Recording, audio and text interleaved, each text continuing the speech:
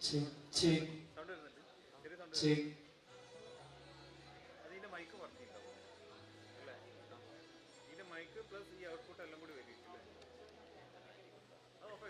Check.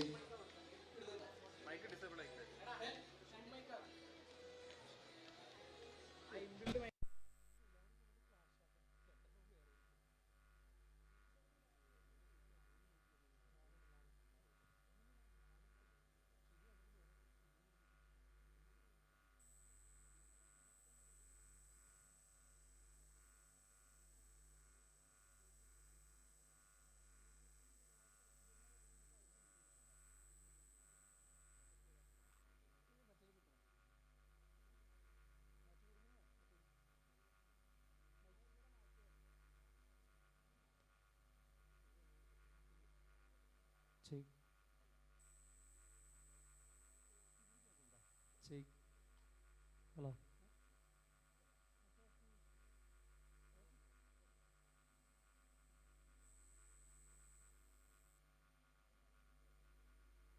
Check.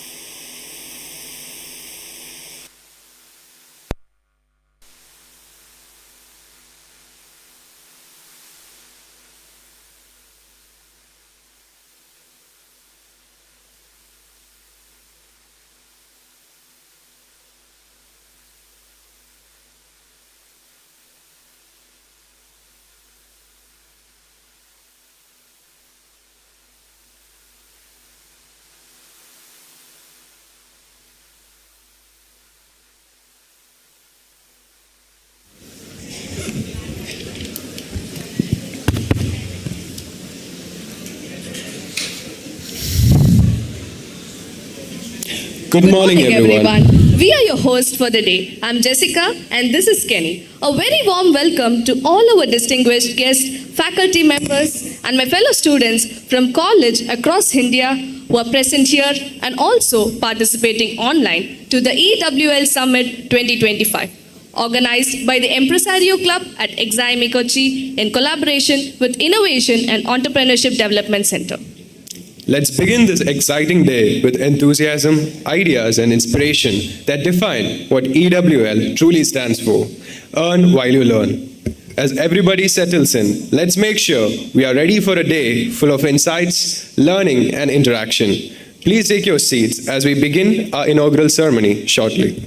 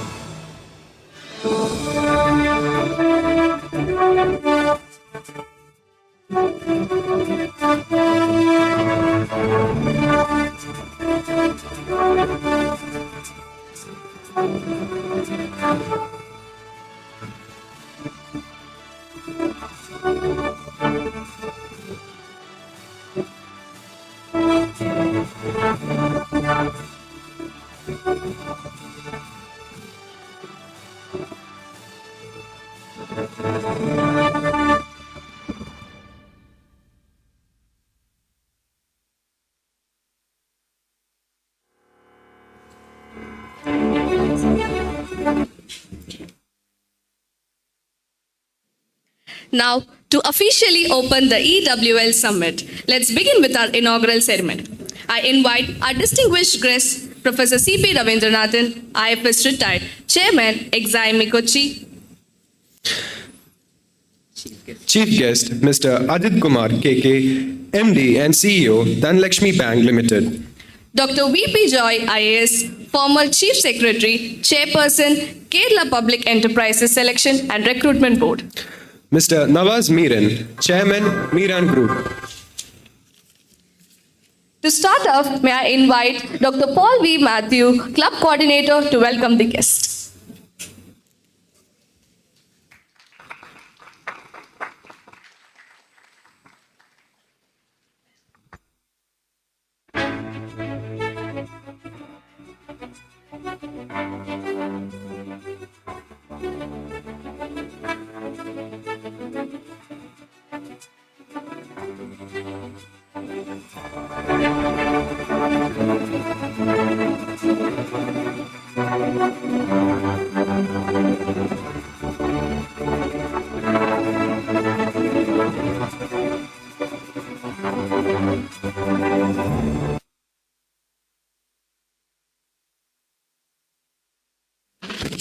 Hello. Yeah.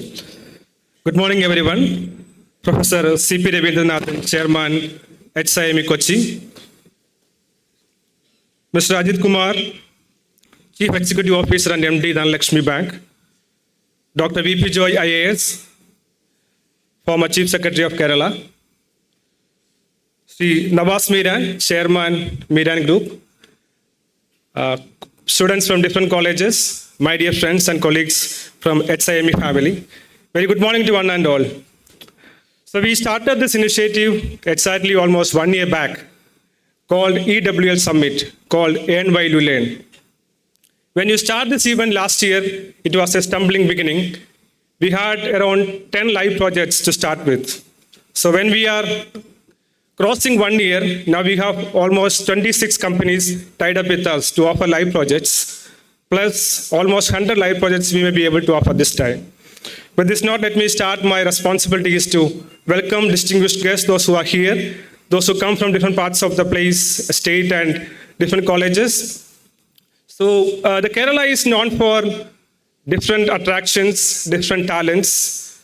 But over a period of time, we were calling it as the hub of skills, skill and hub of knowledge. But we are also seeing a silent exodus of people from Kerala to different parts of the country and across the global, across the nations. So there may be a silent revolution happens behind this revolution or behind this scenario.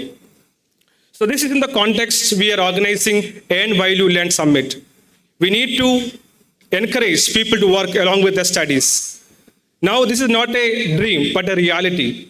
Students can earn along with their studies. They can gain experience along with their studies. So we have number of students, they are earning and they are making skills and expertise when they are studying. When I was working in Delhi, I had many interns from different colleges. I used to see large number of students, they were doing internships, live projects and paid internships along with their studies. Imagine that when they are going for interviews, what will happen to the counterparts? They will surely have a competitive advantage. They will surely fare much better than others. So we need to have a reverse brain drain. At the same time, we need to retain our talents in this country and in the state. So we have distinguished guests from different sectors like diplomacy, from skill sector, from industry association and bureaucracy. At the very beginning, let me take this moment to invite our chairman, Professor C.P. Ravindranathan. He is the founder, he is the philosopher, mentor and guide to this institution. He has traveled across the globe as ambassador to various countries.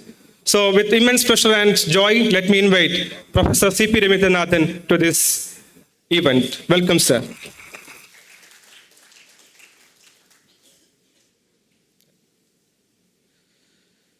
Next, we have a banker as well as a distinguished Chief Executive Officer and Managing Director, Sri Ajit Kumar. He accepted our invitation to come and inaugurate this function. So we also welcome Sri Ajit Kumar to this event. Welcome, sir. Next, Dr. V.P. Joy. He is very familiar to all people in the country and the state. He's a former Chief Secretary. He's also the chairperson of Kerala State Public Sector Enterprise Recruitment Board. He's also a poet, author and a writer. We were waiting for him for the last 1 year to get an appointment. Anyhow, he kindly agreed our invitation and now is here. So welcome you, sir, to the XIME Kochi campus. Sri Nawaz Miran, he's a very famous person, especially amongst youngsters. He's a sports person. He's the president of Kerala Football Association. He's also chairing the group of Mirans or Miran groups. I know that he's very busy. He had many meetings and he also agreed us to join this morning. I welcome you, sir, to this session. We have students from different parts of this state. We have students from TKM College. We have students from Lead College, Palakkad. We have students from SCMS, KMEA, and many colleges are representing this year. Last time we had around 800 in-person participations and around 12,000 online participations. This time also, large number of people are actually watching this event through online. So I invite all of you to attend all the sessions. Morning sessions, we are planning different panel discussions, and we are waiting for Sri John Kuriakos to join for a power talk. And after that, we are demonstrating 2 sessions. One is specifically on how to earn along with your studies, taken by Kaushalja. Then Dr. Brijesh Don, he is also coming and he will introduce large number of opportunities where we can gain expertise in this sector. So it's a humble beginning, but we are very sure that companies are ready to offer live projects. This is no more a myth. This is no more a fiction, but this is possible. We experience large number of people, they are traveling from this country, they are staying in UK, US and all these countries. They work along with their studies. Now we want to build a culture. It's become a part of our curriculum. We want to enjoy experiential learning. That is why we are starting this humble initiative. With this, I invite all the faculty members, all the students, and all the distinguished guests to be part of this initiative. Thank you very much. Welcome once again.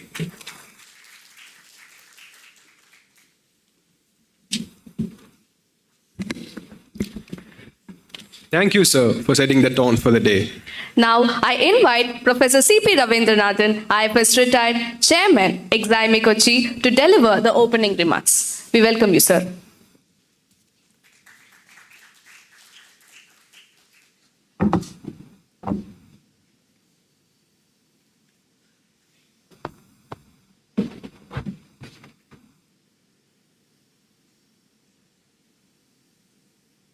Good morning, all of you.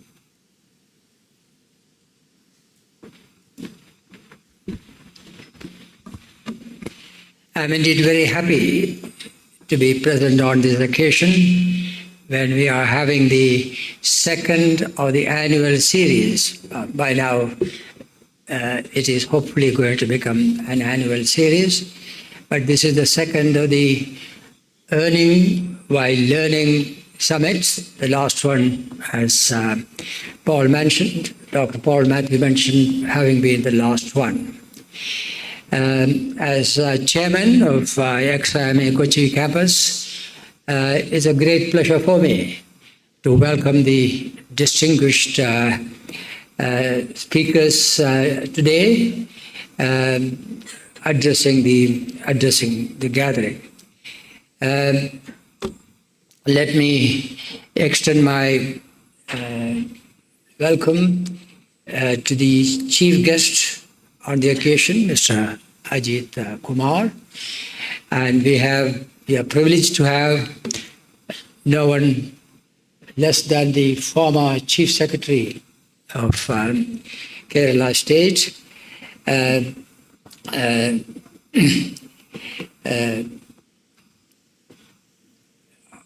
present here, Mr. V.P. Joy. I extend to you a hearty welcome. I was very glad to meet for the first time a person about whom I had heard earlier a great deal, all to his credit. That is the Mr. Nawaz Miran, chairman of the Miran Group, a man of many parts, and most popularly for the encouragement and support he has been giving to the Kerala football movement, an area where we used to shine exceptionally in the olden days, a shine which we hope will again come back to Kerala thanks to the efforts of football-spirited individuals like you. Now, I must express my happiness at the initiative taken once again by our director, Professor Alok, and his colleagues, notably including Paul Matthew, for bringing this event into its second stage. There's no need to explain the rationale for a concept called earn while learn. These are days when there's a lot of emphasis given to competencies outside what you can pick up from your studies. This, of course, not a particularly noteworthy point to mention in the context of an institution like XIME. Our name itself, as you know, contains entrepreneurship as one of the two legs of this institution. We are primarily an institution imparting education in the various functional disciplines of management. But equally important is the emphasis we give to entrepreneurship. In fact, you'll be interested to know that this is the only institution in India which carries management and entrepreneurship as part of its title, the institutional title. It is not just in name. We would like to make it an equally important component of our vocation, on a par with management. Entrepreneurship is something which does not need much introduction to Kerala as an art. Traditionally, Keralites have been known for their interest in and flair for entrepreneurship of various kinds. This is manifested particularly in the fact that we are the most migratory, travel-minded, and exploration-seeking community in India. it is indeed well known that there's hardly any place in Kerala we don't find, any place in the world where we don't find Keralites. I remember in my days in the South Pacific, where I represented India in a small island, but covering the whole of the South Pacific as ambassador concurrently accredited to an assortment of islands in that vast oceanic area. And there's a little island there called Kiribati. When I went there on my first visit, at the airport itself, I told myself, at least this is one place where I might miss a Malayali. No, that's not the case at all. When I went there, the man heading the church there was a Malayali. And then in the evening, when there was a reception given to me by the president of Kiribati, who was actually a toddy tapper by profession, but having got a degree and all that, he had become the president. And he later on went back to toddy tapping after retirement as president. So it was such an extraordinarily interesting island. And there it were 2 or 3 Malayalis. So individualized entrepreneurship consisting of adventure and what adventure yields by way of experiences and rewards have always been in the psyches of Malayalis. But today, of course, entrepreneurship means something very different. You have to manifest it in a venture, commercial, industrial, or services-wise. Now, that is the area in which XIME as an institution has been pursuing and will continue to pursue its vocation. We would like to see Kerala more and more practicing the discipline and the rewards of systematized entrepreneurship. We are doing it as a matter of academic learning here in this institute.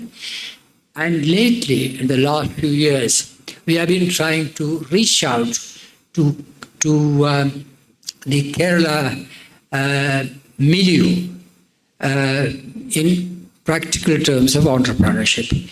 We held, some of you might remember, 2 or 3 years ago, we had a large gathering here, which was addressed to Malayalis coming back from the Gulf and looking for what next to do in their state. We held an exercise for them to make them think about entrepreneurship ideas, projects, startups, and we instructed them in areas pertaining to their pursuit. We have been having similar exercises in other areas as well, focused on entrepreneurship. This is specifically targeted to the students, as Dr. Paul told you in his introductory remarks.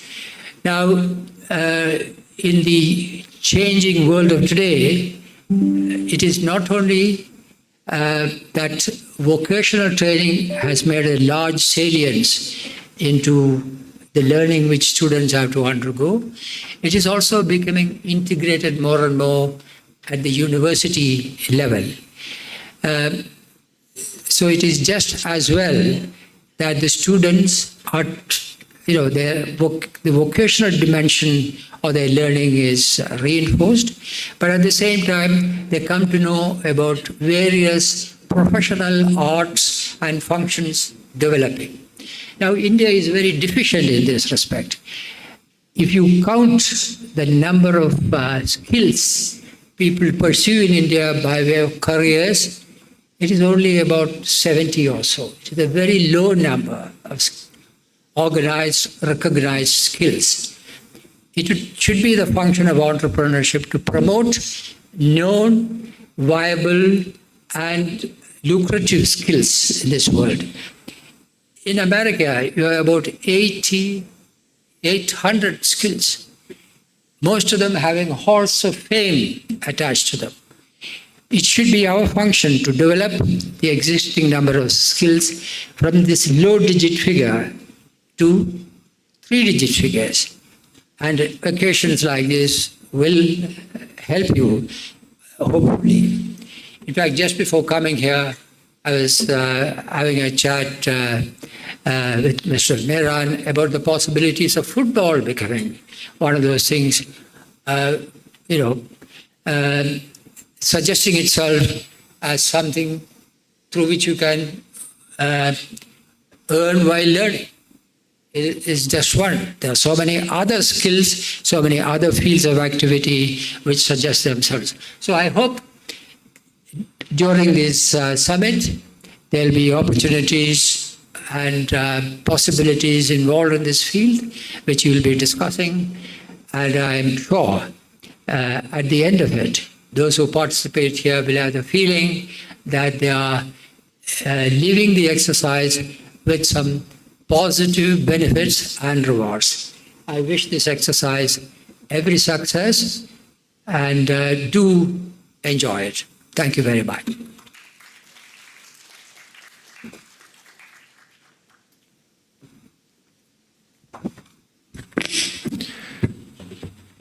Thank you, sir, for those inspiring words on innovation and entrepreneurship.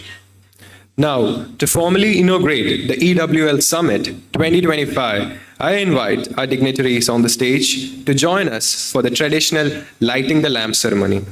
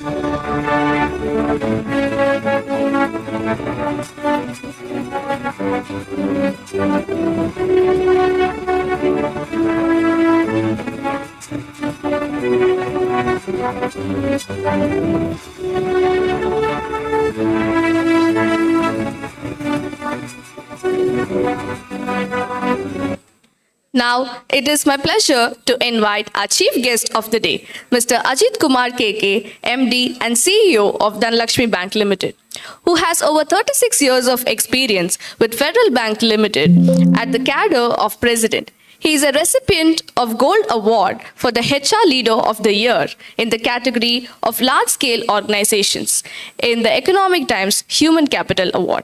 We welcome you, sir.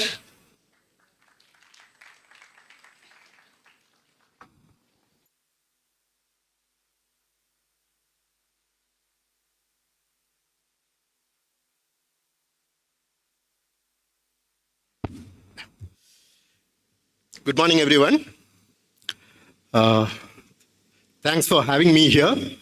It's always a pleasure to be with youngsters and to share the dais with renowned bureaucrats like Professor C.P. Ravindranathan and Dr. V.P. Joy, and also along with my dear friend and longtime associate, very successful entrepreneur and versatile Nawaz Miranji, and also my earlier colleague who is having a panel discussion, who is in a panel discussion later in the day, Mr. V.P. Joy.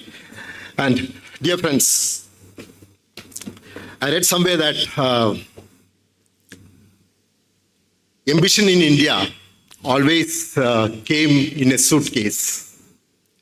It is an unspoken rule which clearly says that if you want to build a career, you have to migrate. Whether it was tech in Bangalore, policy in Delhi, finance in Mumbai, or manufacturing in Chennai, the roadmap always remained the same. You have to, if you want to make a mark, move to a metro. But significantly, because of the steady increase in internet usage, and also the generational shift in mindset, a new story is being written.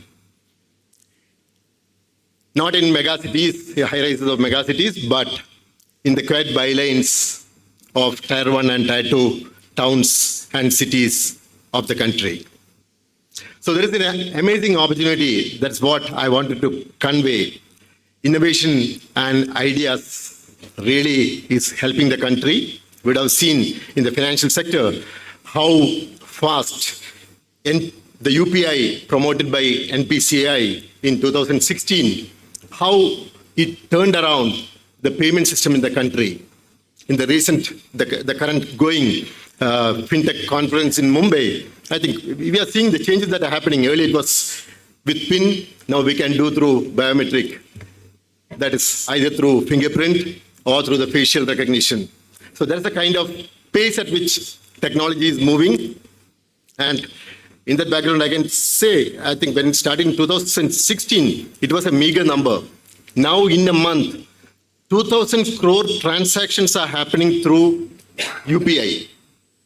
And the amount involved is 25 lakh crores. So that is the volume of transactions that are happening through this digital payment platform.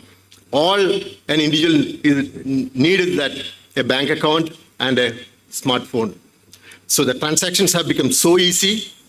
The volumes are piling up.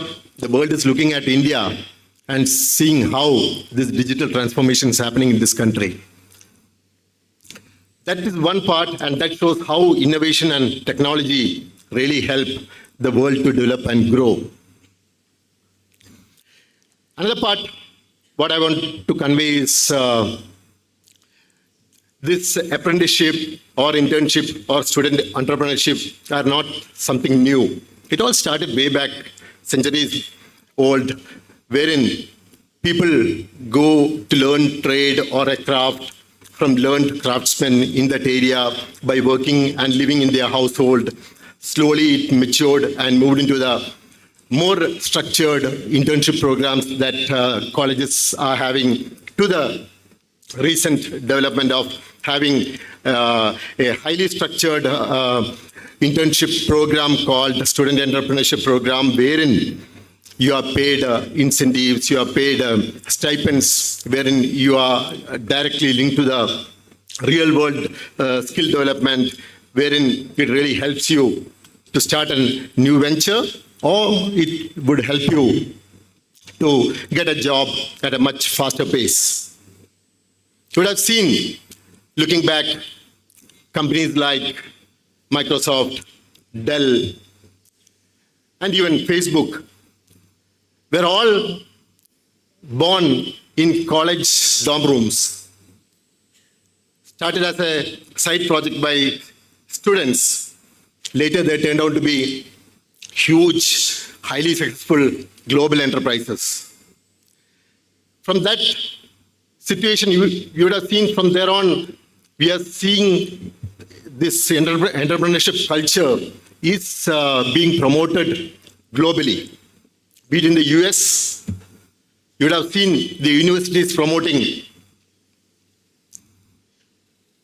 students to go for creation of ideas, innovation, and not only in the US, you take it China, Singapore, government promotes through their policy student entrepreneurship. Even in the UK and Europe, startup funds are there promoted by the government. And in India, we are having the Startup India, we are having the Atal Innovation Mission. All these are helping students to ensure that whatever idea they are having, it is transformed, it is made into reality, and a lot of initiatives are happening. And this concept of student entrepreneurship has started and is getting more and more promising.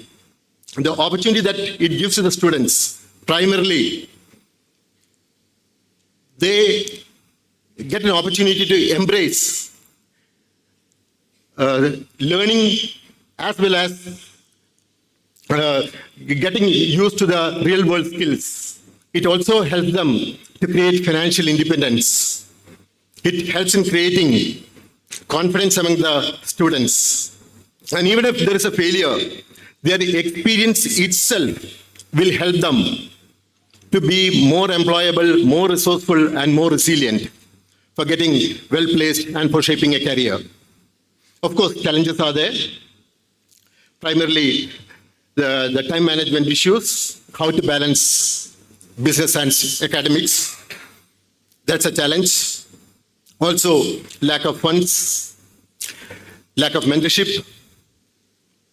That's also needs to be addressed.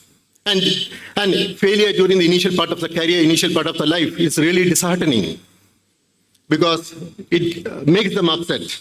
It is where there are 1,000 reasons for a startup to fail, but there is only a single reason for success.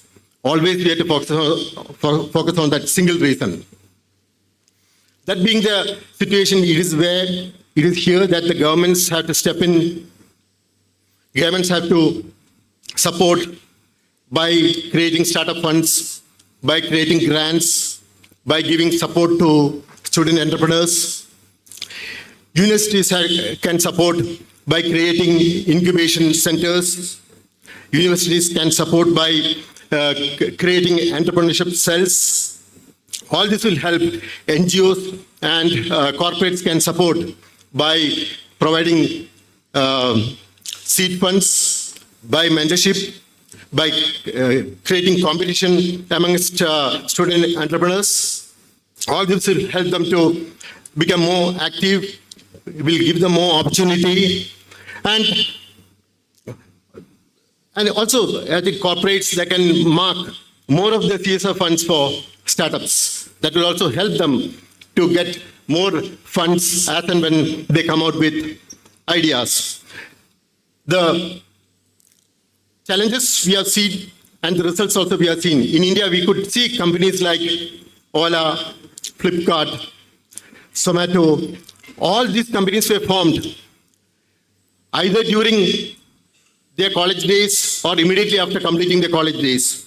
So all these are successful examples for each one of us to get motivated, get to know that there is opportunity for everyone, and we have to make use of this opportunity so that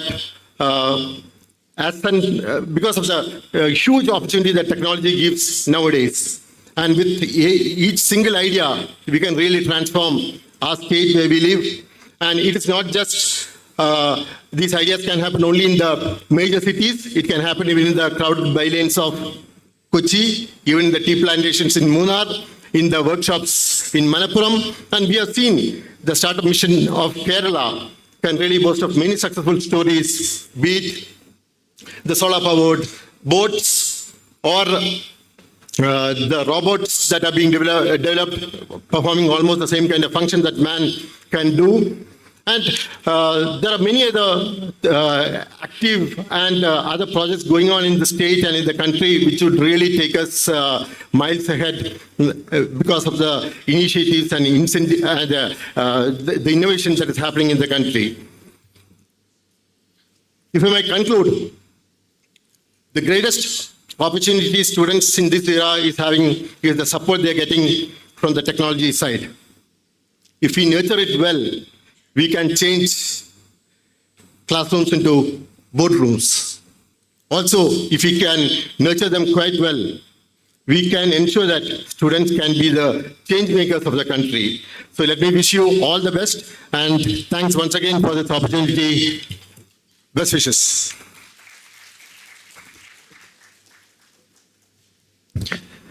Thank you, sir, for those insightful words. We are privileged to hear the keynote address from our guest of honor, Dr. V.P. Joy, IAS.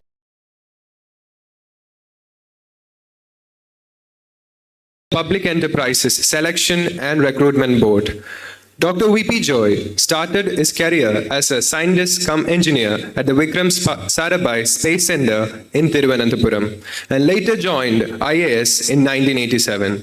During the last 34 years, he has held senior-level administrative and managerial positions, both at the level of policy making and implementation, and also held board-level memberships of several enterprises. We welcome you, sir.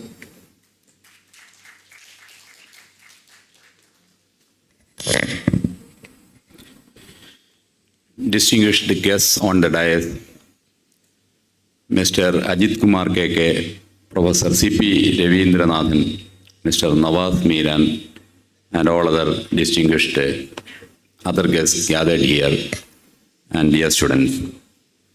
Today, XIME is organizing a summit on the program which they have started called Earn While You Learn.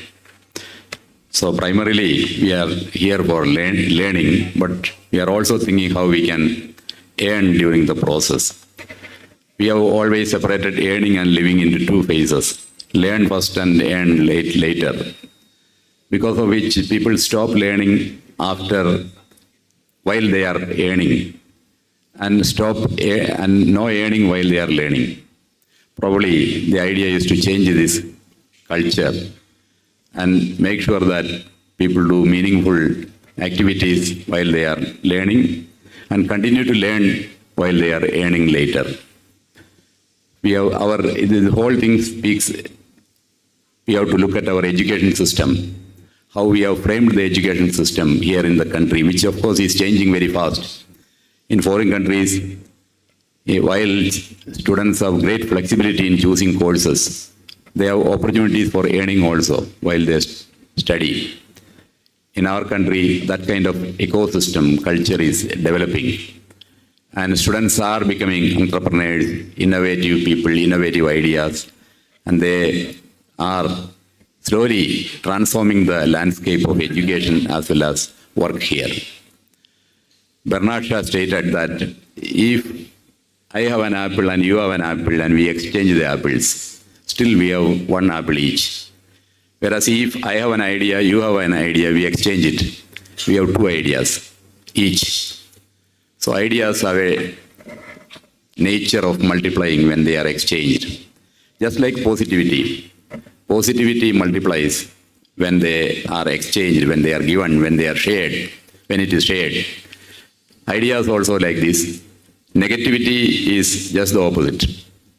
They diminish upon exchange.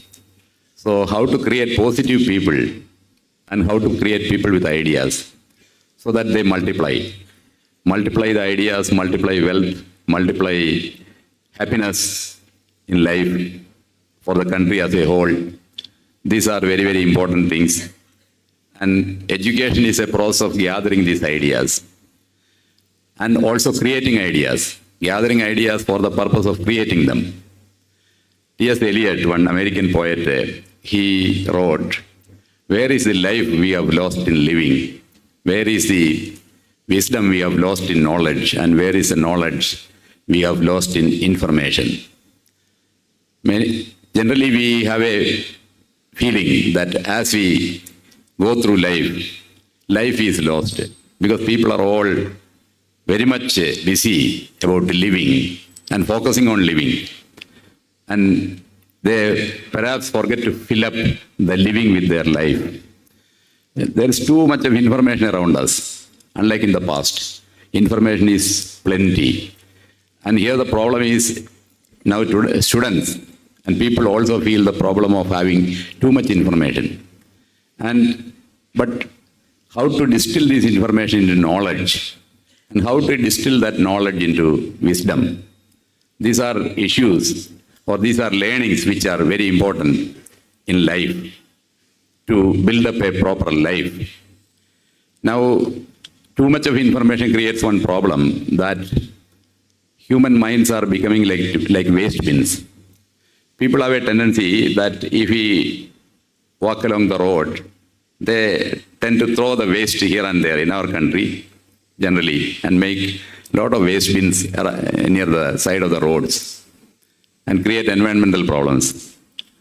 So wherever some open bin is there, people will deposit waste. If we keep our brains open, then people will have a tendency to put the waste information into these kind of open boxes. And many a time we find that the brains are filled with waste in terms of information. So it is very important that the mind there should be appropriate discrimination exercised by people as to what information, what knowledge, what wisdom will enter their brains. The brain should not be allowed to put every kind of junk into it. Every passerby throwing waste is not the idea of learning, of education. Because in this age of information explosion, this has become very important. Gathering knowledge, what not to gather, has become equally important as what to gather in terms of knowledge. So in fact, in my opinion, this kind of discretion is most important in life, in today's world, with a lot of gadgets, electronic systems, and then social media, this, that. So the human brains are very fast becoming waste bins. So we have to a little bit be cautious about it. So education is a system whereby we try to create human beings. And, it was stated that by Lao Tzu, he stated that there are three methods of, Confucius, he stated that there are three methods of learning wisdom. The first is by reflection. And the second is by imitation. And the third is by experience. And he said that the first is by reflection, which is the noblest. Second is by imitation, which is easiest. And the third is by experience, which is the bitterest. Now people tend to get wisdom through the third means, whereas education should equip them to get wisdom by the first means. So a lot of educational transformation is required in today's world.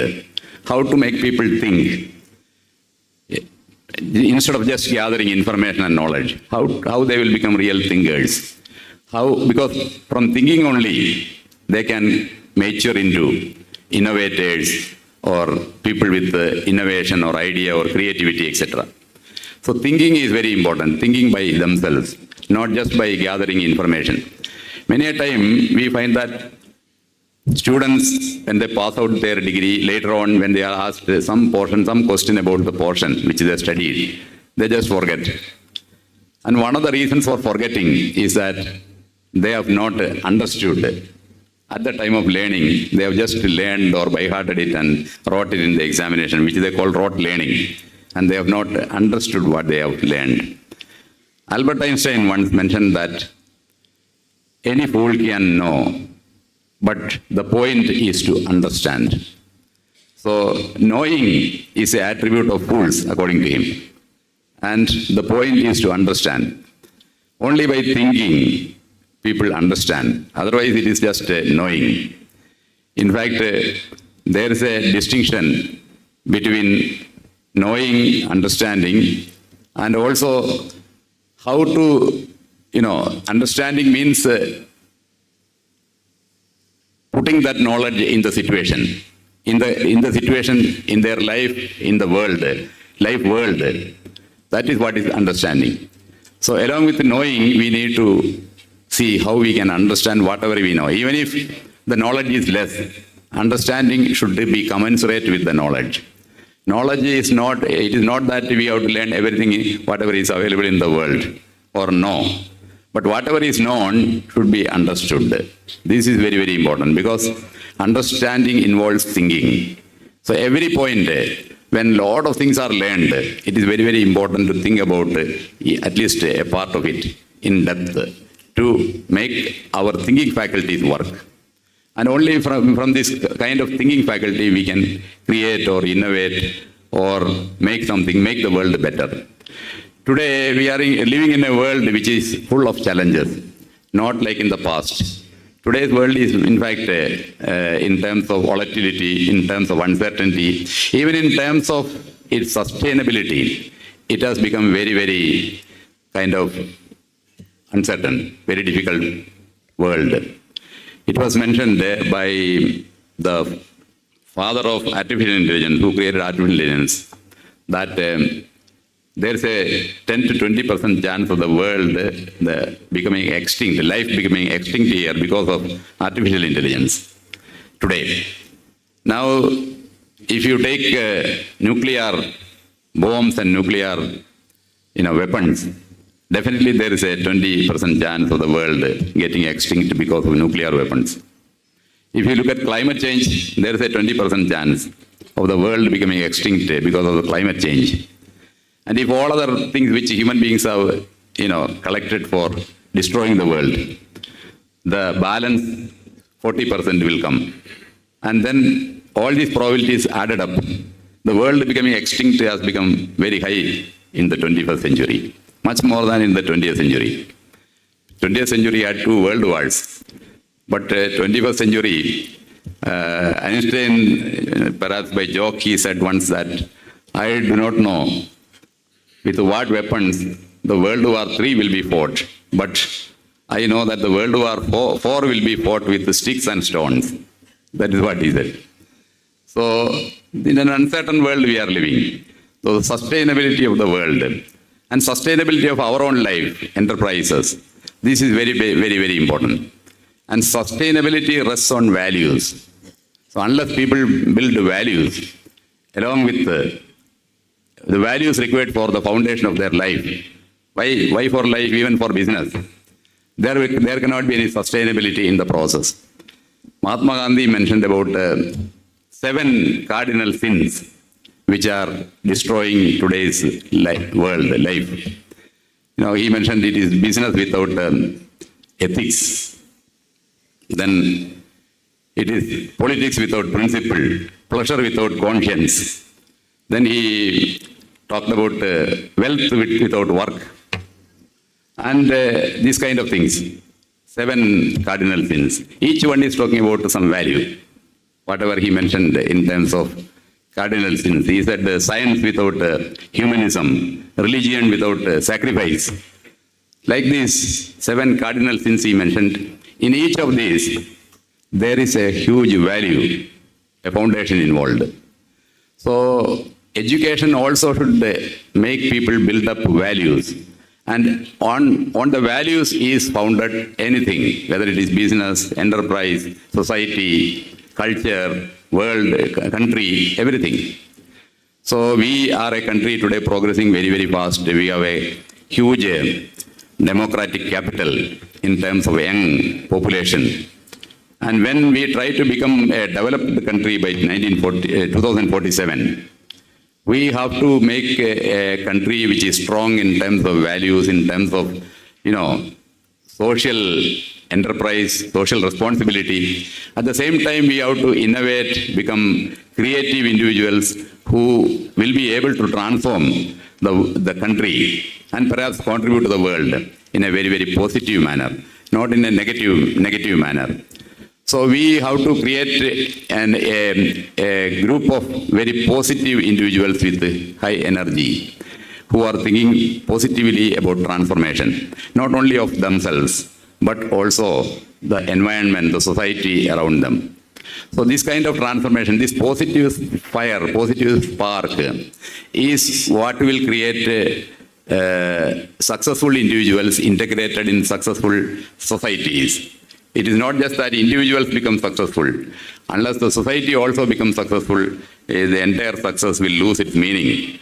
Because success is to be defined not in terms of achievement, not in terms of accumulations, but in terms of contributions also. Without contributions, mere accumulation will never make a person successful. It is a wrong definition of success that success is only 100% accumulation and it involves no contribution. Because ultimately, it is an integrated, cohesive society which will make individuals successful and vice versa. Successful individuals make a cohesive, successful society. So therefore, education should focus upon this kind of good value system for life, for students. At the same time, make them thinking human beings. Because man is a thinking reed. And is what it was Blaise Pascal who mentioned, said like that. So we are born here, we have the special ability to think. And how to use that thinking process. Instead of merely learning things, merely by hearting things, and thinking and imagination. How to imagine new things, imagine a world, what we are seeing, beyond that. The world, that is going to happen. How we can imagine a better world.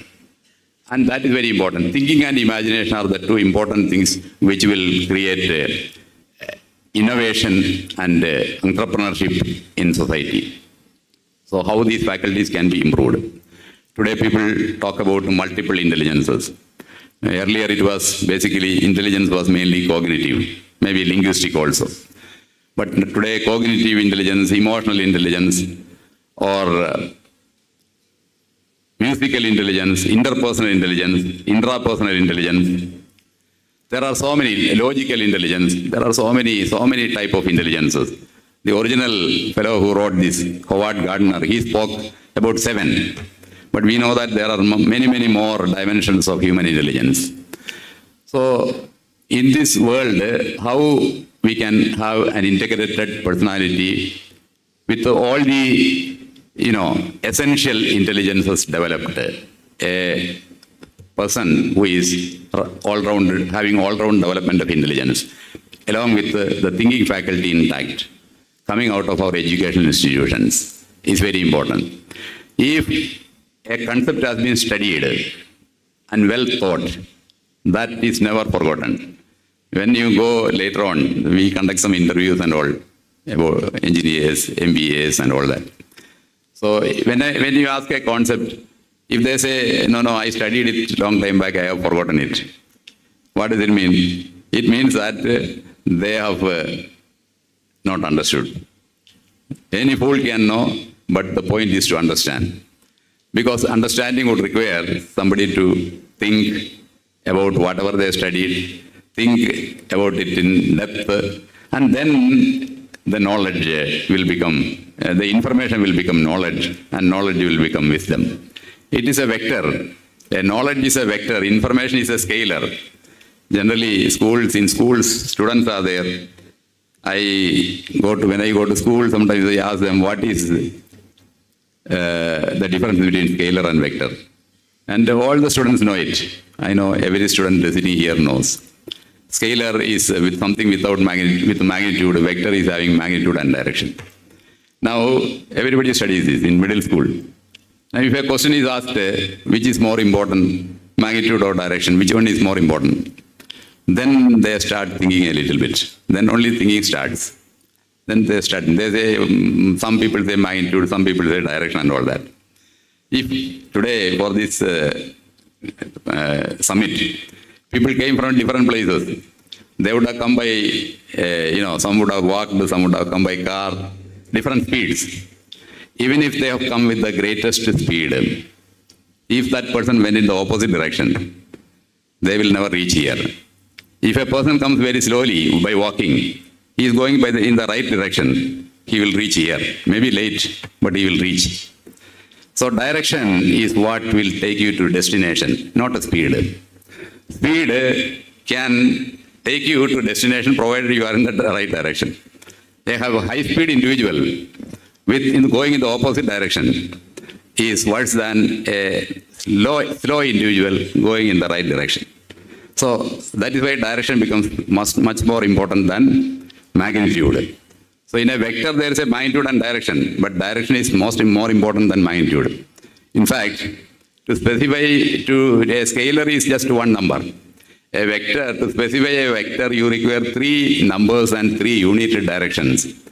So a vector contains much more information than a scalar. Much more information. It is not, it is in fact a categorically different thing. Scalar and vector, they are categorically different things. How? Because the same difference is there between information and knowledge. Same difference is there between knowledge and wisdom. Same difference is there between living and life. Because life is a vector and living is a scalar. Living has no direction, but life has a direction. You have to understand the direction in life, and then that understanding is what brings wisdom, which would require a lot of thought put into whatever you are doing, whatever you are learning. And that kind of thought gives a direction to you, which will take you a long way. Even if you are doing innovative things, if you are building something, creating something, doing anything in life, this kind of thought and direction is very, very critical. And where you build this thought and direction, in what kind of foundation, what kind of value system these are being built, this is also very, very important. To the young students, I need not go into the new innovative areas, artificial intelligence, or so many other new technologies which are coming up every day, bringing surprises. The world is becoming more and more complex and more surprising as time passes. So there are huge lot of opportunities. Alexander, when he was young, he was very much worried. What will I do when I grow up? My father has conquered all the world, then where is the world to conquer? Now, today, a physicist is much more confused than a physicist of the 20th century. Today's physicists are more in the metaphysics, not even in physics. Whereas the 20th century physicists were clearly in the concrete world. But today, physicists have all become metaphysicists. Reason being, the complexity of knowledge has increased and people are able to understand. Today, as people learn more and more, they are able to understand and able to realize how little people can know in the world. So in a fast-changing world like this, how we find our coordinate system to fix us firmly at some point and make us advance in the correct direction. This is what is required to be part and parcel of educational experience. And I'm sure that you learning while you are earning and earning while you are learning, both. Basically, it is lifelong learning. Like Mahatma Gandhi said, that live as if you will die tomorrow, and learn as if you will live forever, is what he said. So you have to learn as if you are going to live forever, but live as if you will die tomorrow is his advice.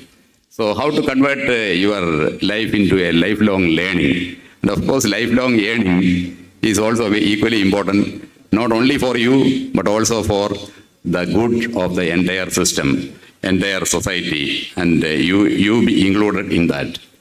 This kind of approach will definitely make you a successful individual in the real sense of the term. And I wish you, each and every one of you, all success. Thank you very much.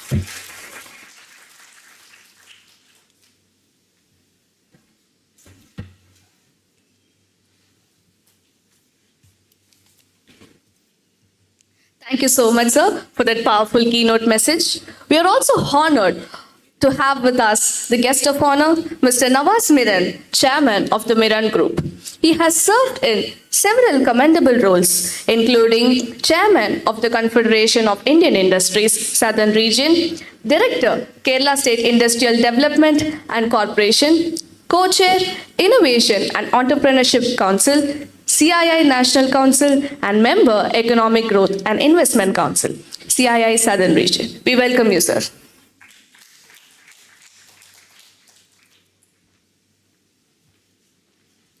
Slightly disturbing stuff.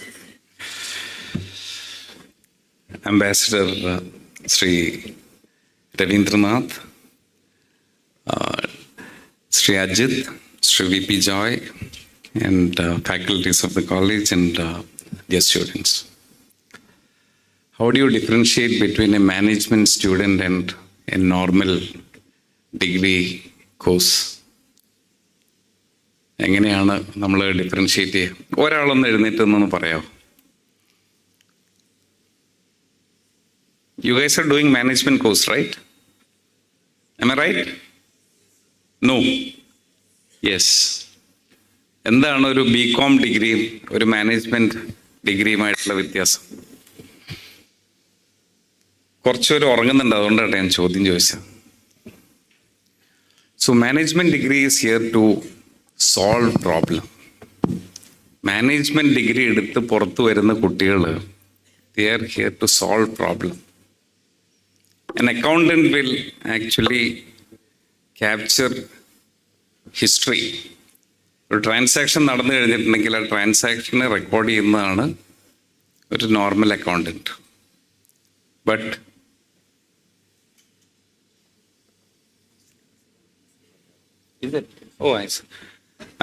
I thought it was okay, fine. So an accountant will actually capture the history. But whereas the person who is sitting at the leadership level, he has to find solutions. I've always seen, when I discuss with the Kerala entrepreneurs or Kerala companies, what I have seen is, how do you differentiate between sales and marketing? Just posing some questions to you. I'll give you the answer out of my experience. The marketing guy is the one who understands the market needs. He will try and see the volume of business that can come out of that particular area. He will think about what will be the right solution that the end consumer needs. And then what he will be doing is that he will be creating a prototype. He will put that into the market, try and see how it is working in the market. If he feels like it can be taken to the next level, then they will do a small pitch in some corners of the market and then try and see whether it is working or not. And if it works, it gets to the next level. What do the sales guy do? The sales guy will get to the market, give the product to the shop or whoever it is, and takes the money for that. Who should be compensated more? Is it the marketing guy or the sales guy? Who should be contributed more? Marketing guy. But in the Kerala context, and if you look at the MSMEs and the mediocre companies, the sales guy will be compensated more because that guy is bringing you the sales.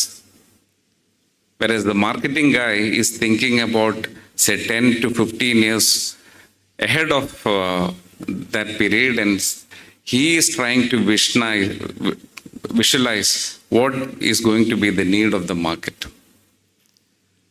So what I'm trying to say is that the role which you guys are going to take in the future as management graduate is to identify issues, solve the issues, and come out with flying colors.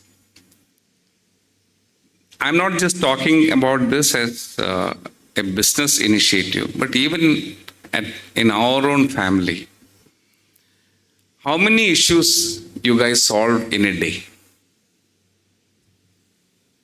If you're solving one issue a day, your mind will be vibrant. You'll always get into the ecosystem of solution provider. And me as an organization, the person who runs an organization where we have got around 5,000 people working, I'll be looking at people who provide solution. The guy might be IIT IIM, another guy might be from XIME or from Sacred Heart College, Xavier. But for me, who is that solution provider? He is going to be the most relevant person in the organization. I've seen people coming into the organization with 4-digit salaries. I'm talking about the early 90s. 4-digit salary, and now they're all above, many of them are above 7-digit, 8-digit. What's the reason? The reason is that they come up and say that I have got a solution for this. I will work on it. You try once, you try twice, and if you feel confident about the person, then the next time you don't wait for him to come and talk to you. You will say that, okay, give it to KK or give it to X. So that sort of a situation is what you need to be focusing on. For that, what you need to do is, you need to have a continuous learning that has to happen. The issue, when we all talk about what is the difference between China and India, and we buy a lot of products from China, we have seen the facilities, we have seen how they work. Sheer productivity. Cost of investment is all the same. If I put in, say, $5 million into a plant, they are also putting $5 million into a plant. But the difference is, they have 100% difference in productivity. So the sunk cost is what? The fixed cost is the sunk cost. Divided by 100 and divided by 200. That's the unit cost of manufacturing. So we have to think, we have to focus. When I got out of the college, drafting a letter was the most painful thing. So if I have to draft a letter, I will sit till the evening to make sure that, I get a very comfortable space so that I can do a properly worded letter. But now, you talk to ChatGPT, your inputs have to be very clear what you want to achieve. You can also mention about the emotion that you want to present. And the letter is ready in 3 minutes, 2 minutes. So productivity improvements comes by way of focusing on something, mastering on that. I think you guys have heard about this book called 10,000 Hours.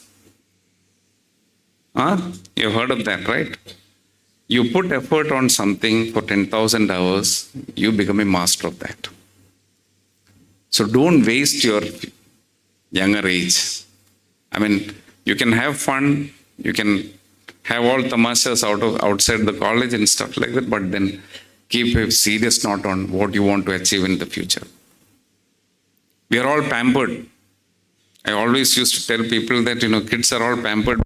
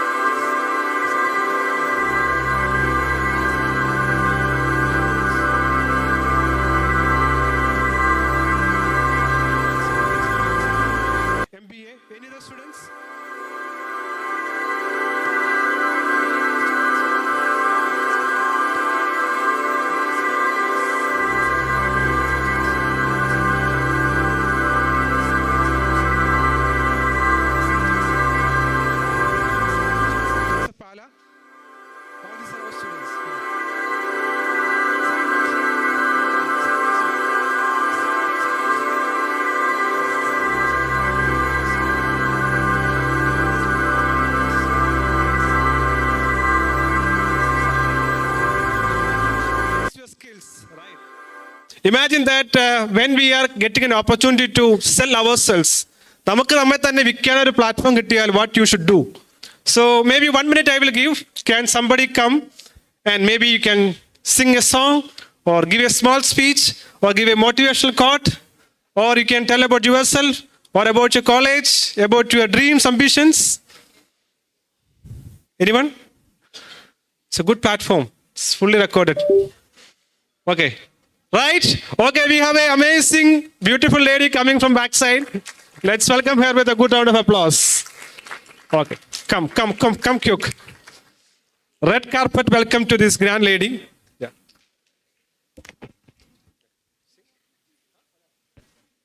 Hi everyone, എൻ്റെ പേര് Jacqueline Robert. ഞാൻ എന്നെ തന്നെ introduce ചെയ്യാം. ഞാൻ Saint Paul's college Kalamassery സ്റ്റുഡൻ്റാണ്. BCom second year tax സ്റ്റുഡൻ്റാണ്. ഇവിടെ ഈ ഒരു ഓപ്പർച്യൂണിറ്റി കുറച്ചും കൂടി ഒന്ന് എക്സ്പ്ലോർ ചെയ്യാൻ വേണ്ടിയാണ് വന്നത്. ഇത്രയും പറയാനുള്ളൂ. ഓപ്പർച്യൂണിറ്റി കിട്ടിയപ്പോൾ ഞാൻ വന്ന് സംസാരിച്ചു. Thank you. Jacqueline Robert. Congratulations. This boldness is everything. It's very difficult to speak in front of people. I prepared very well for the opening speech, but not a single word I used in the speech. ഞാൻ വളരെ prepared ആയിട്ട് കുറേ speech പഠിച്ചിട്ട് വന്നതാണ്, പക്ഷേ I couldn't use even a single word from my speech. I forgot everything. ഞാൻ സ്റ്റേജിൽ കയറിയപ്പോൾ എല്ലാം മറന്നുപോയി. കുറേ നല്ല വാക്കുകളൊക്കെ കാണാതെ പഠിച്ചിട്ടുണ്ടായിരുന്നു, but I couldn't do that. So using the stage itself is really awesome. So നിങ്ങൾ ഏറ്റവും പ്രധാനപ്പെട്ട സെഷൻസ് ആഫ്റ്റർനൂൺ ആണ്. Dr. Brijesh, how many of you know Dr. Brijesh? It's very YouTuber ആണ് Dr. Brijesh. കേരളത്തിൽ നടക്കുന്ന, ഇന്ത്യ നടക്കുന്ന, ലോകത്ത് നടക്കുന്ന എല്ലാ ഏൺവെയിൽ ഓപ്പർച്യൂണിറ്റീസിനെ കുറിച്ച് എക്സ്പ്ലെയിൻ ചെയ്യുന്ന ആളാണ് Dr. Brijesh. So he is taking a session. Then one more session by Kaushalja. He is an alumnus of IIT and IIM. He is heading ASAP training program. So he is also joining. Then we have John Kuriakos. How many of you know about John Kuriakos? Right. So he is a good friend of mine. He will be joining shortly. So you can definitely connect with him after the session. He's a very good speaker, motivator. He will tell his story from his side. I am not explaining everything, but he will speak from his heart. He's on the way. Right. And my question, Dr. Brijesh, he asked me one thing. He wanted to have a podcast with some of you. He wants to do a podcast. ഇപ്പോൾ നിങ്ങൾ ആരെങ്കിലും earn ചെയ്യുന്ന ആൾക്കാരുണ്ടോ? Where you are earning at least 1 rupee a day. Okay. How you are earning? Business. Okay. This lady has a business. Small business. What is that? Very good. I had a student from Lead College. She is running an Instagram and making 80,000 a month. 80,000. What about you? Okay, not waste. You have startup. So we have a beautiful audience here. Large number of people, they are doing business. I personally know people, they are earning 80,000, 90,000 per month. Right? So we encourage people to connect to Dr. Brijesh. He will do a podcast with you. So when he comes, please join with that. With this, I am handing over the mic to MC to introduce our distinguished guest. And thanks for cooperating with us in this, not minor, a major setback we had, but thank you very much.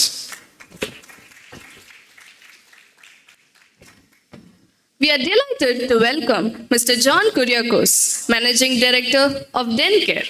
Mr. John Kuriakos completed his graduation from Sri Balaji Dental College, Chennai, and in his professional life, he has received several awards, such as the Sushruta Award for the contributions in dentistry from the President of India. Let us put a hand together and welcome Mr. John Kuriakos for the Power Talk.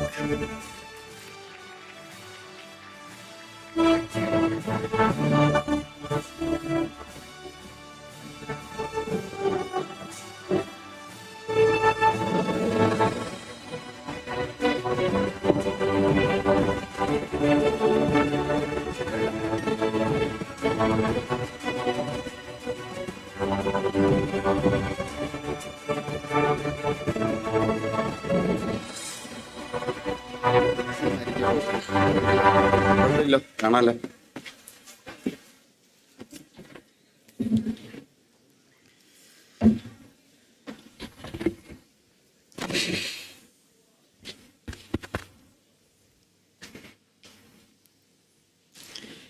ഏറ്റവും ആദരണീയനായ Ravindranath sir, ഈ ഇൻസ്റ്റിറ്റ്യൂഷൻ്റെ ഭാരവാഹികൾ, faculties, വിദ്യാർത്ഥികളെ, ഞാനിവിടെ നിങ്ങളുടെ മുമ്പിൽ നിൽക്കുമ്പോൾ ഇത്രയും ഉന്നതരായ, ഇത്രയും വിദ്യാസമ്പന്നരായ, സമൂഹത്തിൽ ഏറ്റവും ഉയർന്ന നിലവാരത്തിൽ ജീവിക്കുന്നവരായ, ഈ കോളേജിലെല്ലാം പഠിക്കാൻ അവസരം ലഭിച്ചവരായ നിങ്ങളെ എല്ലാവരെയും കാണുമ്പോൾ ഏറ്റവും എൻ്റെ നിസ്സാരതയിൽ ഞാൻ ദൈവത്തെ മഹത്വപ്പെടുത്തിക്കൊണ്ട് നിങ്ങളുടെ മുമ്പിൽ നിൽക്കുകയാണ് എളിമയോടെ. എല്ലാവർക്കും എൻ്റെ വന്ദനം അറിയിക്കുന്നു. എനിക്ക് ഇംഗ്ലീഷിൽ പ്രസംഗിക്കാൻ വശമില്ല എന്നുള്ളതുകൊണ്ട് ഞാനവിടെ വന്നിരുന്നപ്പോൾ തന്നെ പി ജോയ് സാറെല്ലാം പ്രസംഗിക്കുന്നത് കേട്ടപ്പോൾ അതിമനോഹരമായി അദ്ദേഹം പറയുന്നതെല്ലാം എനിക്ക് ഒരു 90% മനസ്സിലായി. എങ്കിലും എൻ്റെ ഊഴം വരുമ്പോൾ എന്തായിരിക്കുമെന്നോർത്ത് ചെറിയ ടെൻഷൻ എനിക്ക് ഇല്ലാതില്ലായിരുന്നു. എന്നാൽ ഈസ്റ്റേണിൻ്റെ ഉടമ നവാസ് മീരാൻ സാർ എഴുന്നേറ്റപ്പോൾ എനിക്കൊരു വലിയ ആശ്വാസം തോന്നി. എന്നാൽ തുടർന്ന് അദ്ദേഹത്തോട് ഇംഗ്ലീഷിൽ സംസാരിക്കണമെന്ന് അവിടുന്ന് നിർദ്ദേശം വന്നപ്പോൾ വീണ്ടും ഞാൻ അല്പം ആശങ്കയിലായി. എന്നാൽ ഇപ്പോൾ ഞാൻ ഭാഗ്യവശാൽ പ്രിയപ്പെട്ട സാറുമാരെല്ലാം പറഞ്ഞു, ഡോക്ടർ പോൾ പറഞ്ഞു എന്നോട് മലയാളത്തിൽ തന്നെ സംസാരിച്ചാൽ മതിയെന്ന്. കാരണം നിങ്ങൾ വന്നിരിക്കുന്നവരെല്ലാവരും തന്നെ മലയാളികളാണെന്ന്. ഞാൻ എൻ്റെ അറിവിലേക്കായിട്ടൊന്ന് ചോദിച്ചു കൊള്ളട്ടെ, മലയാളം മനസ്സിലാവുന്നവരെല്ലാവരും ഒന്ന് കരമുയർത്താമോ? കൈ ഉയർത്താൻ പറയുമ്പോൾ ശരിക്കും കൈ പൊക്കണം. നല്ലതാണ് ഇങ്ങനെ ഇടയ്ക്കൊന്ന് കൈയൊക്കെ പൊക്കണത്. ദൈവം അനുഗ്രഹിക്കട്ടെ. അപ്പോൾ എല്ലാവരും മലയാളികളാണ്. അതുകൊണ്ട് ഞാൻ നല്ല സമാധാനത്തോടെ വേഗം എങ്ങനെയാണ് ഞാൻ ഇന്നത്തെ സ്ഥിതിയിലെത്തിയതെന്ന് പറഞ്ഞു വരട്ടെ. നിങ്ങൾ അതിനു മുമ്പ് ഞാനൊരു ചോദ്യം ചോദിക്കട്ടെ. നിങ്ങൾ ഡെൻകെയർ എന്ന് പറഞ്ഞ സ്ഥാപനത്തെക്കുറിച്ച് കേട്ടിട്ടുള്ളവരാരെല്ലാം ഉണ്ട്? ഡെൻകെയർ 10 പേരിൽ താഴെയുള്ളൂ. എന്നാൽ ഡെൻകെയർ ഇന്ന് മൂവാറ്റുപുഴയിൽ 4490 പേർക്ക് തൊഴിൽ കൊടുക്കുന്ന ഒരു സ്ഥാപനമാണ്. ഞാൻ ആരെയും കുറ്റം പറഞ്ഞുകൊണ്ട് ആരംഭിക്കാൻ ഉദ്ദേശിച്ചല്ല എങ്കിലും ഞാൻ പറഞ്ഞുകൊള്ളട്ടെ. നമ്മുടെ നാടിൻ്റെ ഏറ്റവും വലിയൊരു പ്രശ്നം ഇങ്ങനെയൊരു സ്ഥാപനമുണ്ട്, അല്ലെങ്കിൽ ഇങ്ങനെ അനേക സ്ഥാപനങ്ങളുണ്ടെന്ന് പറഞ്ഞ് പരത്താൻ ആഗ്രഹിക്കുന്നതിലുപരി എവിടെയെങ്കിലും ഒരു നെഗറ്റീവ് കണ്ടു കഴിഞ്ഞാൽ അതിനെ ഉയർത്തിപ്പിടിച്ച് പറയാൻ വളരെ ഉത്സുകരാണ് നമ്മുടെ മലയാളികൾ.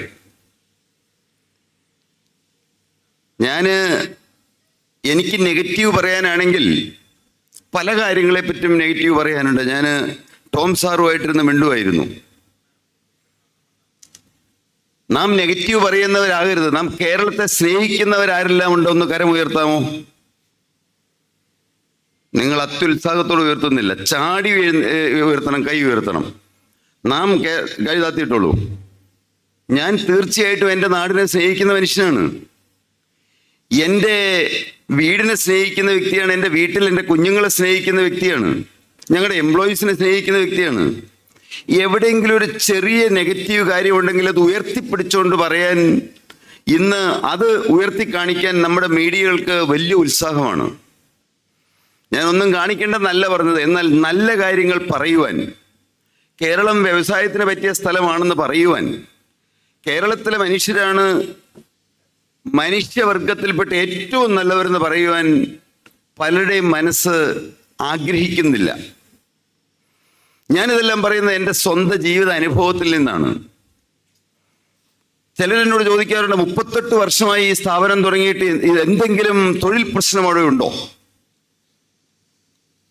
ഞാൻ സത്യമായും വ്യക്തമായും നിങ്ങളോട് പറയാം. ചിലർ ചോദിക്കും, യൂണിയൻ ഉണ്ടോ അവിടെ?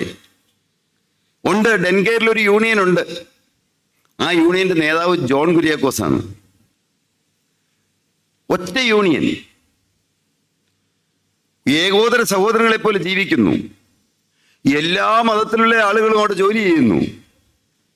ഇനി ഒന്നോട് ഊന്നി പറഞ്ഞു കഴിഞ്ഞാൽ, കൃത്യമായി പറഞ്ഞു കഴിഞ്ഞാൽ 80%-ലേറെ സ്ത്രീ ജീവനക്കാരാണ്.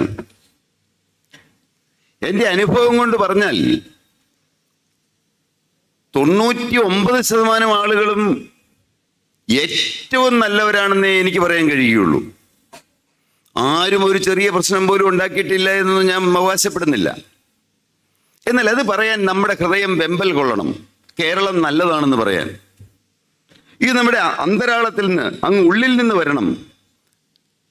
എന്തുകൊണ്ടാണ് തൊഴിൽ പ്രശ്നങ്ങൾ ഇവിടെ ഉണ്ടാകുന്നത്? അതിന് ജീവനക്കാർ മാത്രമല്ല ഒരിക്കലും ഉത്തരവാദി. ജീവനക്കാർക്ക് അവരുടേതായ റൈറ്റ്സ് ഉണ്ട്, അവരവരുടേതായ അവകാശങ്ങളുണ്ട്. ഞാനൊരു ചോദ്യം നിങ്ങളോട് ചോദിക്കട്ടെ. ഇന്ന് ഡെൻകെയറിൽ ഒരു മാസം ശമ്പളം കൊടുക്കാൻ 12 കോടി രൂപ വേണം. എങ്ങനെയാണ് തുടങ്ങിയതെന്നല്ല ഞാൻ പിന്നീട് പറഞ്ഞു വരാം. മൂവാറ്റുപുഴ മാത്രം 3 ലക്ഷം സ്ക്വയർ ഫീറ്റ് ബിൽഡിംഗ് ഉണ്ട്. 2015 തന്നെ ഒരു മെഷീൻ 5 കോടി രൂപ വിലയുള്ള ലേസർ സിൻഡറിംഗ് ടെക്നോളജി ആദ്യമായി നമ്മുടെ ഇന്ത്യയിൽ കൊണ്ടുവന്നത് ഡെൻകെയർ ആണ്. ആ ഒരൊറ്റ മെഷീൻ 5 കോടി രൂപ വിലയുണ്ട്. ഇന്ന് 7 മെഷീൻ ഉണ്ട് അതുപോലത്തെ. ഏതാണ്ട് ഒരു 250-300 കോടി രൂപയോളം ഇൻവെസ്റ്റ് ചെയ്തിട്ടുണ്ട് മൂവാറ്റുപുഴയിൽ. എന്നാൽ ഞാൻ ഒരാൾ വിചാരിച്ചാൽ ആകെ ഉണ്ടാക്കാൻ പറ്റുന്നത് 2 പല്ല. ഒരു ദിവസം കയറ്റി അയക്കേണ്ടത് 6000-ൽ കൂടുതൽ പല്ലുകളാണ്. ഞാൻ തന്നെ വിചാരിച്ചാൽ എനിക്ക് എത്ര പല്ല് ഉണ്ടാക്കാൻ പറ്റുമെന്ന് ഞാൻ പറഞ്ഞത്? നിങ്ങളൊന്ന് ഉത്സാഹത്തോടെ ഉറക്കെ പറയുന്നു. കൊച്ചു പിള്ളേരല്ലേ, എന്നെ വയസ്സിനെ കണ്ടാൽ മനസ്സിലാവൂലേ? ഈ വയസ്സിന് ഒരു രോഗമില്ലാത്ത ആളാണ്. പ്രഷറില്ല, ഷുഗറില്ല, കൊളസ്ട്രോൾ ഇല്ല, 4.5 മണിക്കൂർ കൂടുതൽ ഒരിക്കലും ഉറങ്ങാറില്ല. പക്ഷെ നല്ല അത്യുത്സാഹത്തോടെ നിൽക്കുന്നു. എന്തുകൊണ്ടാണ്? ഉള്ളിൽ ആ ഉത്സാഹമുണ്ട്, ഉള്ളിൽ ആ ഒരു തീയുണ്ട്. നിങ്ങളുടെ ഉള്ളിൽ ആ തീ ഉണ്ടെങ്കിൽ നിങ്ങൾ നല്ല ഉത്സാഹത്തോടെ മറുപടി പറയും. എന്താണ് പറഞ്ഞത്? 2 കണ്ടോ? Very good. ഇപ്പൊ എന്ത് ചെയ്യണം? ഞങ്ങള് അപ്രീഷിയേറ്റ് ചെയ്യണം. നല്ല മിടുക്കര്. എന്താണ് പറഞ്ഞത്? ഞാൻ ഒരാൾ വിചാരിച്ചാൽ 2 പല്ലേ ഉണ്ടാക്കാൻ കഴിയുള്ളൂ. അപ്പോൾ ജീവനക്കാരില്ലെങ്കിൽ ബാക്കി എല്ലാം സംവിധാനങ്ങൾ ചെയ്തിട്ടുണ്ടെങ്കിലും എനിക്ക് വളരാൻ കഴിയുമോ? ഇല്ല. ഈ മനോഭാവം ഇന്നത്തെ പല ആർക്കും ഇല്ല. ഇന്നത്തെ പല, കൃത്യമായ ഭാഷയിൽ പറഞ്ഞാൽ ഇന്നത്തെ പല തൊഴിൽ ദാതാക്കൾക്കും ഇല്ല എന്നുള്ളതാണ് സത്യമായ യാഥാർത്ഥ്യം. ഇത് ഞാൻ കുറ്റം പറയാൻ നിങ്ങൾ കരുതരുത് ഒരിക്കലും. സത്യം പറയുന്നത് കുറ്റം പറയുന്നതാവില്ലല്ലോ. എന്നാൽ എന്നെ സംബന്ധിച്ച്, ഡെൻകെയറിനെ സംബന്ധിച്ച് 450 പ്രോഡക്ട്സ് ഉണ്ടാക്കുന്നുണ്ട് ഞങ്ങൾ. ഞാൻ കൂടെ ഞങ്ങളുടെ എംപ്ലോയീസിനോട് പറയാറുണ്ട്, ദൈവത്തിനൊരു പല്ലുണ്ടാക്കി കൊടുക്കുവാണെങ്കിൽ എങ്ങനെ ഉണ്ടാക്കി കൊടുക്കും? എങ്ങനെ ഉണ്ടാക്കും? നിങ്ങൾ പറഞ്ഞേ. അതിലും നല്ലതായിട്ട്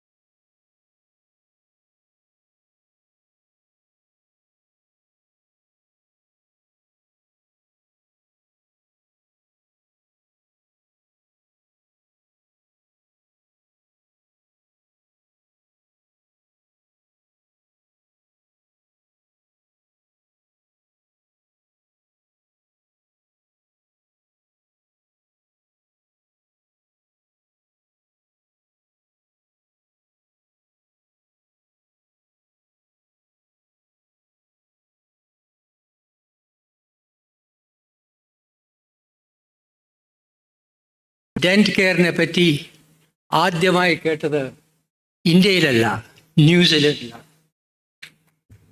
ഞാൻ ഓസ്ട്രേലിയയിൽ അംബാസഡറായിരിക്കുന്ന സമയത്ത്. അത് കഴിഞ്ഞതിന് ശേഷം ഈ സ്ഥാപനത്തെപ്പറ്റി ഇന്ത്യക്ക് അപ്പുറത്ത് പല സ്ഥലങ്ങളിലും വെച്ചും വ്യക്തികളിൽ നിന്നും എനിക്ക് മനസ്സിലായി. പിന്നെ ബാംഗ്ലൂരിൽ ഇൻ്റർനാഷണൽ ബിസിനസ് പഠിക്കുന്ന സമയത്ത് ഇന്ത്യയിലെ ഒരു മാതൃക സപ്ലൈ ചെയിനിൽ ഞാൻ ഡെൻറ്റ് കെയർ ആയിരുന്നു കൊടുത്തിട്ടുണ്ടായിരുന്നത്. ഈ പശ്ചാത്തലത്തിൽ ഞാൻ ഇവിടെ 3 കൊല്ലം മുമ്പ് ചെയർമാനായ സമയത്ത് എൻ്റെ ആഗ്രഹമായിരുന്നു ഈ XIME കൊച്ചി, അവിടുത്തെ വിദ്യാർത്ഥികൾ, അവിടെ പഠിപ്പിക്കുന്ന പ്രൊഫസർമാർ, അവരെല്ലാം ഡെൻറ്റ് കെയറിനെ അടുത്തറിഞ്ഞ് പരിചയപ്പെടണം. അതിൽ നമ്മുടെ വിദ്യാർത്ഥികൾ പോയി അവിടെ എന്താണ് നടക്കുന്നത്, എങ്ങനെയാണ് അതൊരു മഹാസ്ഥാപനമായത് എന്ന് പഠിക്കേണ്ടിയിരിക്കുന്നു എന്ന ദൃഢമായ വിശ്വാസം എനിക്കുണ്ടായിരുന്നു. അത് കഴിഞ്ഞതിന് ശേഷമാണ് ഞങ്ങൾ ഡെൻറ്റ് കെയറായിട്ട് XIME കൊച്ചി ബന്ധം തുടങ്ങിയത്. ആദ്യം ഞങ്ങളുടെ പ്രൊഫസേഴ്സ് അവിടെ പോയി സന്ദർശിച്ചു, കണ്ടു. പിന്നെ നമ്മുടെ വിദ്യാർത്ഥികളും അവിടെ പോയിരുന്നു. ഇന്ന് വേറൊരു മുൻകൈ എടുക്കുകയാണ് ഞങ്ങൾ. XIME ഡെൻറ്റ് കെയറായിട്ട് സഹകരണത്തിനും സഹായത്തിനും ഒരു പാർട്ട്ണർഷിപ്പിനും വേണ്ടി ഒരു കരാർ, മെമ്മോറാണ്ടം ഓഫ് അണ്ടർസ്റ്റാൻഡിങ് ഇന്ന് നമുക്ക് സൈൻ ചെയ്യാൻ പോകുന്നതാണ്. ആ ഒരു ശുഭാശം തരുന്നതാണ്. Thank you very much. We would like to have a very close and mutually fruitful association with your establishment. Meanwhile, congratulations for all that you are doing. Thank you. Yes. Thank you sir. ഇത്രയും നല്ല പ്രചോദനമേകുന്ന session നൽകിയതിൽ ഹൃദയപൂർവ്വം നന്ദി രേഖപ്പെടുത്തുന്നു. നന്ദിയുടെ അടയാളമായി Shri John കുര്യാക്കോസിന് memento നൽകാൻ professor CP Ravindranath സാറിനെ ക്ഷണിച്ചോളൂ.